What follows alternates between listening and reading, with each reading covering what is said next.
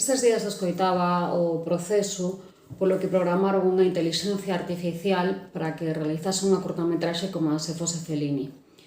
As intelixencias artificiais e todos os progresos tecnolóxicos publicítanse constantemente. Parece todo moi alegre, mesmo por veces parece que se vence a morte. Ademais, coincidiu que estas semanas editaron unha edición comentada da Xénese e tamén me coincidiu escoitar en Radio 3 un programa no que se estaba racionalizando este mito. Ao fin e ao cabo, a racionalización do mito é o nacemento, a orixe da filosofía. Acababa falando o programa da relación do ser humano coa natureza, da relación do ser humano co coñecemento que nos vincula á natureza da que dependemos, igual que dependemos do coñecemento e esa ambivalencia, a dobre natureza da nosa especie.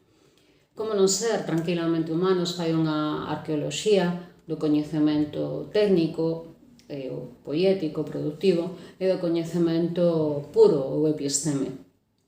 Iso significa falar de quen traballa e de quen contempla, é dicir, daqueles que tradicionalmente saben e, polo tanto, están legitimados para decidir. E que pasa con isto agora? Fala, en calquera caso, da distribución das funcións sociais, da cidadanía e do traballo, fala da técnica, que despois foi tecnoloxía e que agora é directamente tecnociencia, é dicir, produción de coñecemento cunha finalidade de coñecemento tecnolóxico cunha finalidade evidente de producir fronteiras internas dentro do capital de maneira que este permaneza e creza.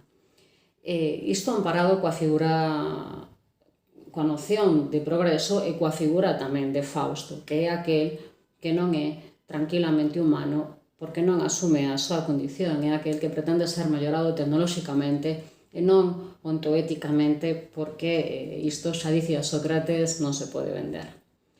Pensar o panorama ético que nos queda, como nos comportamos como sociedade, que patróns se seguen e cales se propoñen, que panorama político se presenta, é dicir, que tipo de pacto social ofrece o neoliberalismo e cal queremos pensarnos, axúdanos a valorar que futuro queremos e non asumir, sen máis, un imposto coa naturalidade coa que se impoñen determinados poderes.